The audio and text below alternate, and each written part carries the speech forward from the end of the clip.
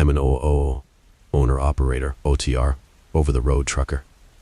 In my time driving cross-country, probably the freakiest encounter I had was going through Cabbage Pass in Oregon. Let me set the scene. It's dark and late fall in 2016. I'm coming from Florida with a load of beer headed to Portland, Oregon. It's about 2 a.m. and it's cold out. I had just left a truck stop in Utah and I can't remember the name of it, but it has a Thunderbird as its logo and is probably on or very near a reservation. My wife and I had just gotten something to eat and were in the driver lounge enjoying our extremely late lunch. This is a common thing in the industry. Anyway, we get done and head back to my tractor. Everything seems like any other night. We get going and get into the pass. This is where things get strange. Ahead of me in the distance is another trucker. He's not moving terribly fast. My guess was a heavy load like mine. It's starting to snow a bit. As I'm putting up the pass, I get close enough to see the company logo. It's a Prime Inc. rig. In my head, I'm thinking that explains the slug pace up the mountain. As close as I can get, I can't seem to pass him. A few turns up the pass and somehow I lost sight of him. Didn't think much of it at the time. The downside is the next couple turns he probably hit the grade and coasted down. Whatever. I get to the Oregon side of the pass and hit the pilot down there. Wife needs the toilet. We get stopped and head inside. I didn't see any Prime trucks in the lot. Figured he just kept going, until I heard a Swift driver talking. He was saying a Prime driver was trying to run him off the road. Just about that time, an older driver starts talking. About 10 years before I even got my CDL, a Prime driver went over the pass near the top. A purple and black tractor. Well, damn, I saw a purple-black Prime tractor on the pass. Coincidence. Has to be.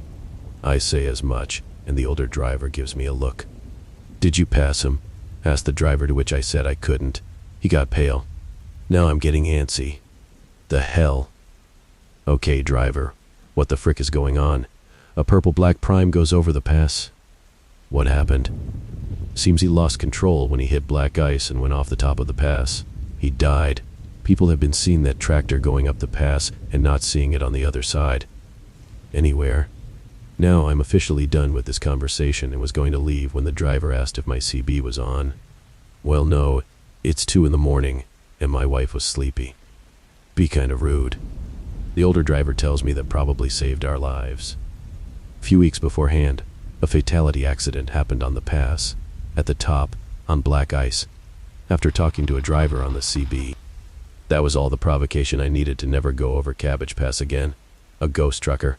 No freaking thanks. We're a hard group of people to spook, but when our lifelines become liabilities, that's unsettling. I didn't get a lot of sleep for a couple days.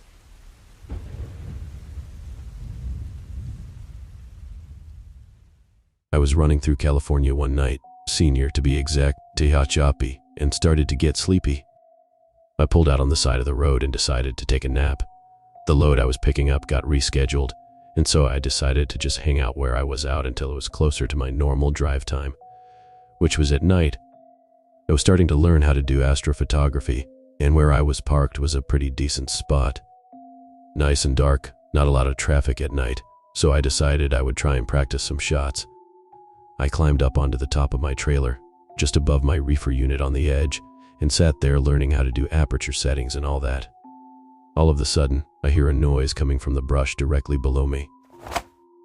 I felt pretty safe in the knowledge that no animal was climbing up 13 feet 6 inches high of a trailer. I picked up my flashlight and started looking around the ground for the sound, but to my surprise, I found absolutely nothing. So I rode it off to wind and went back to figuring out camera settings. About 2 minutes later, I heard it again. This time a little further down my trailer, so I shined my flashlight out there again. Yet again, nothing.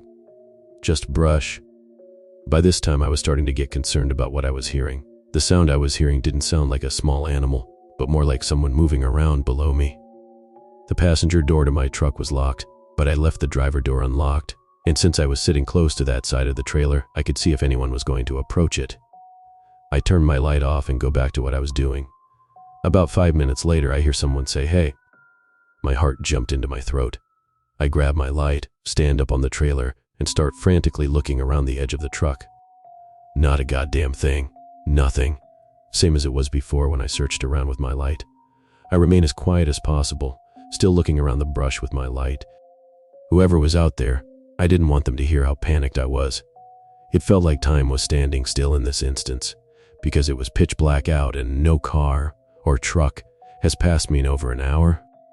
Roughly a minute had gone by and I heard my trailer door handle unlock and release. Now, thankfully, I was empty, so there was no load for anyone to steal. But they didn't open the door. Whoever it was unlocked the trailer door and stopped, as if to draw me to the back of the trailer. I had no time to think about what I was going to do. I snapped out of my panic freeze, jumped down to the catwalk, and hit the ground as fast as possible. I jumped in the truck and locked the door, fired up the truck, and took the frick off as fast as I could. I drove for about 5 minutes, rarely taking my eyes off my side mirror to see if I was being followed. I felt like it was safe enough for me to pull off and close the door of the trailer. At this point, I'm trembling because of the pure adrenaline running through me. I stopped that truck as fast as I could, bolted to the back and shut the trailer door and locked it. Got back in the truck and left that area as fast as I could. To this day, I still don't know what the hell this person was doing or what their endgame was. I never stopped on Tehachapi again after that. Gave up trying to learn astrophotography too.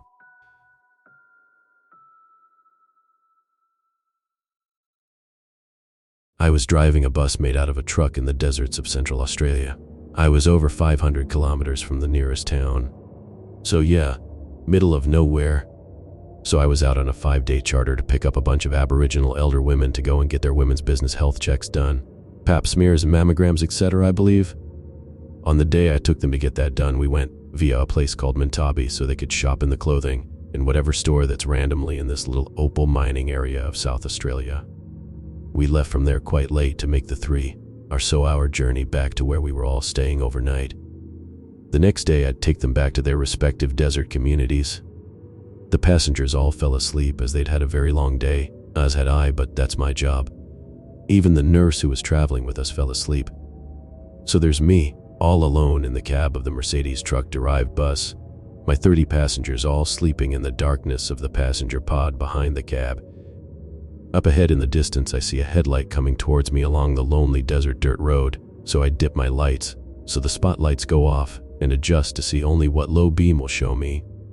I drive down into a slight dip of a dry creek bed, expecting to see the car with only one headlight anytime shortly.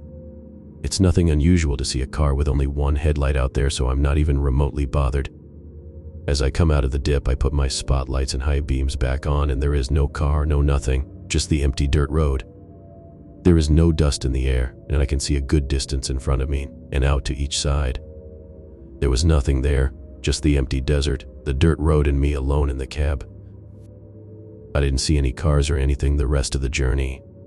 Before I let the passengers out, I ask if any of them saw the light, and they all go dead silent, and after a short while they start talking in their own language, Pichinchachara and Yankunichachara, hurriedly. A few minutes later, a couple of the ladies come up to me to ask me to tell them exactly what I saw without leaving anything out, and to describe exactly where I saw it. Now, I'm a big guy. I've lived on 3 continents. I've been a police officer, a teacher, bus and coach drive, truck driver, all sorts of things. Let's just say that I'm pretty skeptical, but I do have an open mind. I'm not scared by much in this world. After I told these ladies everything from start to finish, and described in minute detail exactly where it happened, I took note of exactly how far out we were when it happened. The 2 ladies looked at me, with the whites showing in their eyes. They looked spooked, and they said it, and I'll never forget the way they said it. I got on great with the indigenous people of Central Australia, and I trust that I know when something rattles them. They said, "This driver, we are so lucky that you did not stop, because if you did, no one would have seen any of us ever again. We'd all be gone." I asked why, and they just shook their heads and said to not talk about it because it had scared all the ladies. I'm not sure many people have heard about the Min Min lights in Western Queensland. Well, whatever these ladies knew about whatever I saw in our location, they were convinced that it wasn't something you wanted to meet in the desert at night. I only ever saw this once.